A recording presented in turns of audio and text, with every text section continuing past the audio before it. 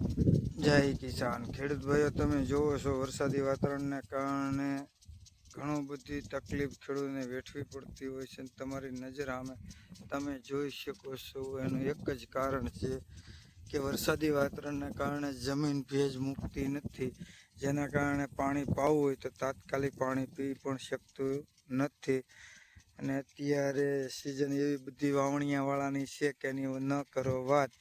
તો આપણે ઘઉં વાવેલા હતા, ફવારા મૂકી દીધા છે. ફવારા મેળવાનું એક જ કારણ હતું મારો ભાઈ, કે એક સાથે આપણે ઘણું બધું પાવું હોય તો પી ન શકે, અને આપણે જે પોઝિશન એટલી બધી ખરાબ થઈ શકે કે જેના કારણે આપણું બિયારણ ફેલ પણ થઈ શકે.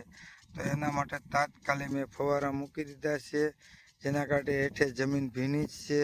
અને સરસ મજાનું અત્યારે વરસાદી વાતાવરણની જેમ ટપક પદ્ધતિની અંદર સારું એવું અત્યારે આપણે રીઝી જઈએ.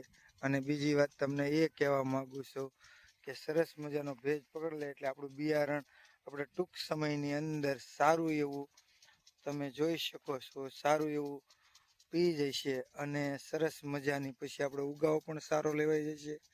અને ખેડૂત મિત્રો, બીજું એ કહેવાનું હતું કે આ તાત્કાલિક પી જાય અને ઓછા પાણીએ ઓછી મહેનતે, પહેલાં મહેનત કરવી પડે, આ ફવારાને લાઈનને એવું બધું મૂકવું પડે છે, પણ પછી વાંધો આવતો નથી. તમારી નજર સામે છે ખેડૂત, તમે જોઈ શકો છો સરસ મજાનું. જો અહીં સુધી પાણીની ફૂંક મારે છે, પણ પવન હોય તો વધારે આગળ ઓલું થાય છે. પણ તમે જોઈ શકો છો સરસ મજાનું આપણે અત્યારે ફવારા પદ્ધતિ પાઈ રહ્યા છે અને સરસ એવું કામ આપી રહ્યું છે.